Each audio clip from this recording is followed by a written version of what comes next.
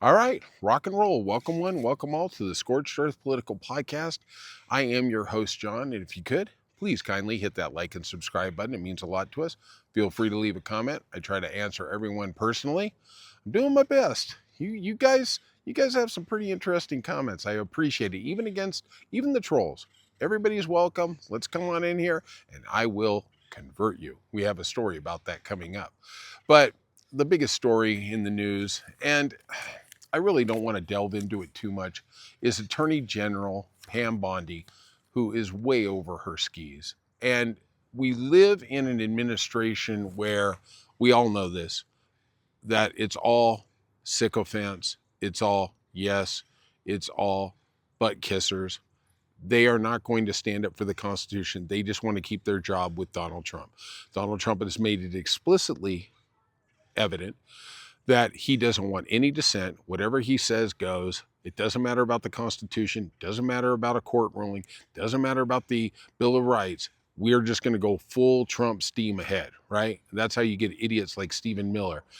But Pam Bondi was in front of Congress, and something I have not seen anywhere in the ecosystem, and I don't know, I'm just throwing it out there for your consumption, is when I used to watch Senate hearings forever, and obviously I'm kind of a loser if I'm watching Senate hearings, right? C-SPAN. Are you watching ESPN? No, I'm watching C-SPAN. All right. There's why you're single, right, kid? But they used to bring the person in and they would take an oath. They would swear an oath in the room. I have not seen that in this administration. Now, look, I'm not saying it's not happening. It could be happening in another room or some other place in the Capitol building. But I find that really striking because if they're not swearing, can they be brought up on perjury? I mean, that it was the crux of why the Congress and the Senate, when they bring people before their committees, has people swear in, because there is the possibility of perjury and there will be criminal repercussions. And I have seen this over and over. I really am watching the beginning of these hearings and I am not seeing anybody get sworn in. Maybe I'm missing it. Maybe like I say, it's going on in some other part of the building. But knowing the way the Trump administration acts, I have a funny feeling this is their little get out of jail card. But Pam Bondi obviously was very deferential. Let's just call it, she was very silent when asked pointed questions about, have you had talks with Trump about the Epstein files, the Venezuelan boats being blown up, the Portland situation? And basically the answer is, well, that's a privileged conversation with the president. And I want to contrast that with the great lady herself, Hillary Clinton. It's a shame we never got to see her do her magic as a president, but Russian scandal, it's real. And I hearken back to when she went in front of a hostile Republican committee in the Congress and for 13 hours got grilled on Benghazi. I mean, grilled hard. And they were coming at her 13 hours. Pam Bondi was less than 3, and she was tapping out. Oh, I can't talk about that. I can't talk about it. I'm not saying that Hillary Clinton didn't say that in 13 hours, but I'll tell you this, I'll bet dollars to donuts that she said it a lot less than Pam did in 3 hours. And that seems to be the fallback when any of these people in this corrupt administration become before Congress, to have some accountability, to have some type of, comeuppance. They go, well, I just can't talk about it. It's like the guy who gets on the stand and goes, oh, I'm going to plead the fifth. They're always pleading the fifth because they all know they're part of a criminal conspiracy. And God bless Dick Durbin. He said, basically, when his question he was asking, I'm not sure which one it was, but he was asking about, and she said, oh, I can't answer that. I can't answer that. I can't answer that. And he basically said afterwards, after he got deferred many, many times, he said, there's going to be a day, basically, paraphrasing, that you're not in power. And these moments are going to be reviewed.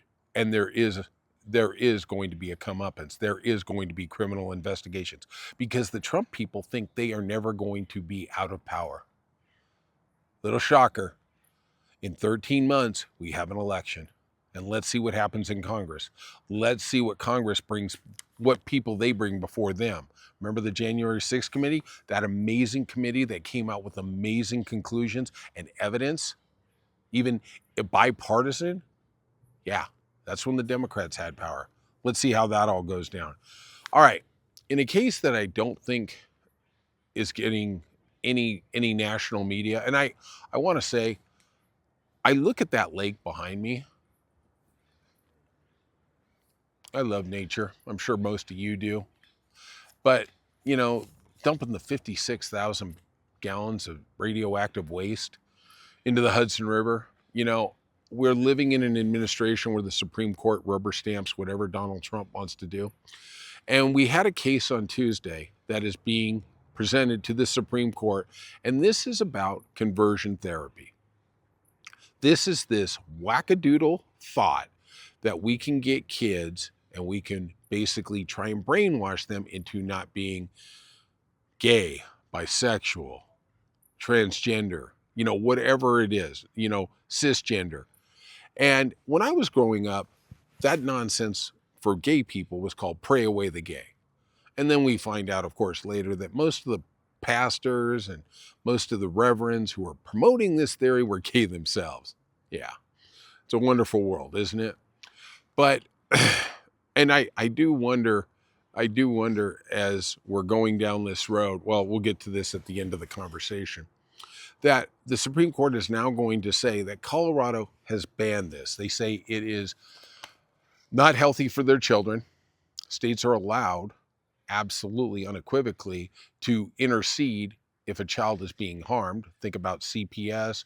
Think about some religions that don't allow medical procedures on their kids. The state is actually allowed legally to come in and have these operations, have medical procedures performed, so children may live. It is not the domain of the parent or somebody else to decide all the destiny of the child. The child has a right to a truth. And so the basic thing is 25 states have banned this conversion therapy because it's so bloody wackadoodle. I'm trying not to cuss because this really is piss. Let's remember one thing. These are people. These are not rocks. These are not trees. These are human beings with the truth, with the story, and with the destiny. And we are not here in a free society to tell them what that is. Well, Donald Trump is. So basically, the conversion therapy is so horrific, and this is why Colorado and 24 other states have banned it, that children who actually undergo this conversion therapy are 2 times more likely to run away from home when they finally come home after the conversion therapy. And it's basically like you go off to conversion therapy camp anywhere from 15 to 45 days that you are in their domain and they start to set you straight. Like being straight is actually real. Like that's the better thing. Believe me, if you look at the Trump administration, Epstein, Trump, Elon Musk, really? If that's the choice, you can sign me up for being gay. Well, I'm a starter, so just start me out with bisexual. But there was a 2023 national survey that found that 1 in 20 kids of the LGBTQ plus community have already had to undergo conversion therapy. That's over 200,000 people in the United States have already undergone this atrocious and barbaric conversion therapy. It's literally like going into a hospital and them saying, you know what? We're not going to take x-rays. We're going to put some leeches on you. Like, what the heck is that? Right? Oh, I got rhino horn. I'm going to put it on your head. Man, the Chinese must be looking at us going, God, how stupid is America? But the Trump administration, now this is where the ruling comes in very, very important. If the Supreme Court, and 6 of them are staunch conservatives, okay, so this is going to pass. They are going to say you cannot ban conversion therapy. The Trump administration in May of this year said for everybody in the LGBTQ plus community, that conversion therapy is the only medical that they will pay for out of the government coffers. Is that insane? Wow. We're going to be shaking some sticks. We're going to be bringing out a Bible instead of maybe giving these people hormone, replacements, things like that. Also, people who undergo conversion therapy are 3 times as likely to commit suicide. Don't worry about that. The Supreme Court doesn't have to figure about that. I mean, it's just ancillary. It's kind of like guns. We just made a ruling. It doesn't matter about the health of the country. Justice is blind, but sometimes even they should be able to see the rivers of blood that they're causing. These are dark days.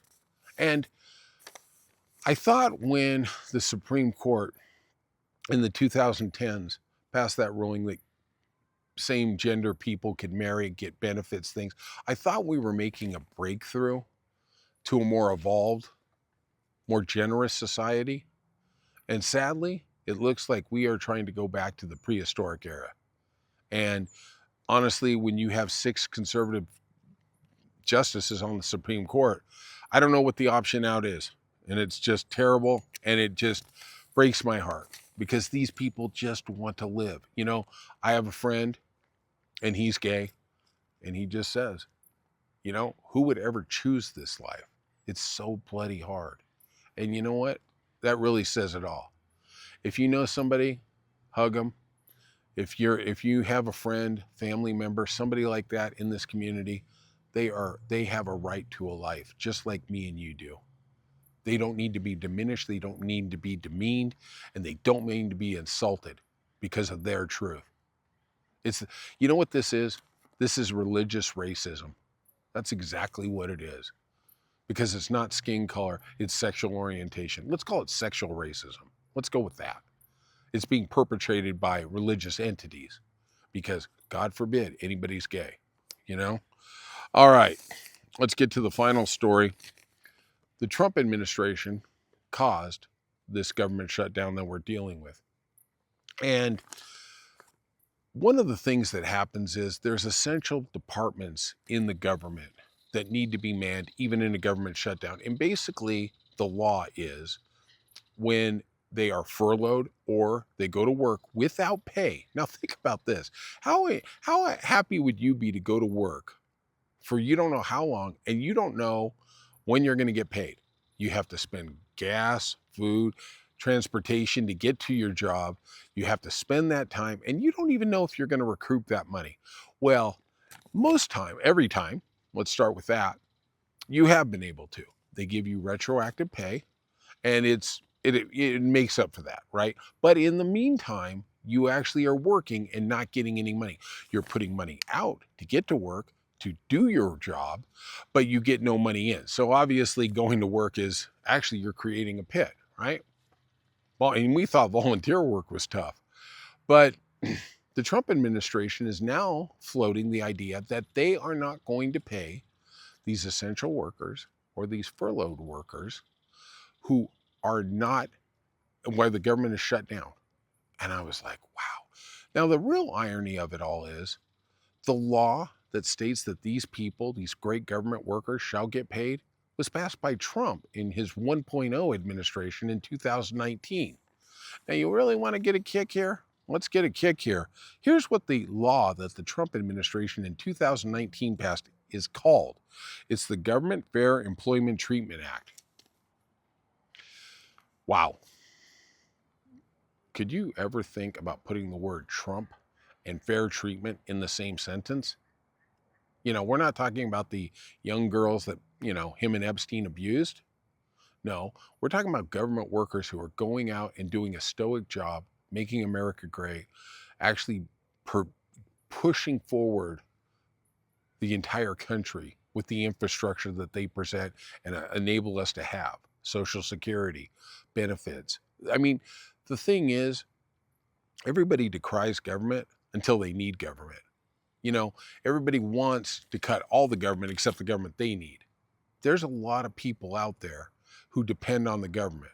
We see that with the WIC benefits that are going to come to an end. in a week, I guess Friday, excuse me, not a week, on Friday, there's no more money for WIC benefits. That's the end of it. Government employees, their check is supposed to be on Thursday, and that's supposedly not going to come unless we end this government shutdown. And we have pictures of Donald Trump golfing yesterday, which, obviously he's very, very concerned about what's going on. And, when we have a society where there's a rally for Donald Trump in Annapolis, which is, basically let's stroke the ego of the boy king, and they don't have money to give WIC to 7 million pregnant women, young mothers, young children who depend on it each and every day for their food assistance, their to live. I mean, food insufficiency, I like to call it starvation, but let's use the politically correct term. Food insufficiency is a real thing in America. And in a country with this kind of wealth, with this kind of government, to have people starving on the streets, it's just reprehensible. I mean, that is something that everybody should have to look in the mirror and go, why are we doing this in America when we have a $1 trillion defense budget? You're telling me we can't take $2 billion of that and feed everybody in America every bloody day? Hell yeah, we can. We just choose not to. And that is the crux of the Republican Party. Maybe they figured, well, all the people starving would vote Democrat, so if we kill them, we can get more political power. Probably what they're doing. They're a bunch of self-effacing, self-aggrandizing, narcissistic mother effers. That's all I got to say about them. And the chief one is at 1600 Pennsylvania Avenue. And there will be a day. I'm not sure if there's a God or not. I'm more spiritual than that. But you know what? If there is, I can't wait for the day when they have to own to their sins. Because believe me, they are plenty full each and every day. And in a society where you can take away the rights of the LGBTQ plus community, you can take away food from those who most need it. How can you call yourself a Christian? How can you call yourself even an American? How can you even call yourself a goddamn human? And I think even the Lord, taking his name in vain in that context, would go, yeah, you're right there. You're right there. Thank you. All right. That's it tonight for the social commentary on the Scorched Earth Political Podcast. If you could, hit that like and subscribe button. It means a lot to us. Leave a comment, and we'll see you soon on the Scorched Earth Political Podcast.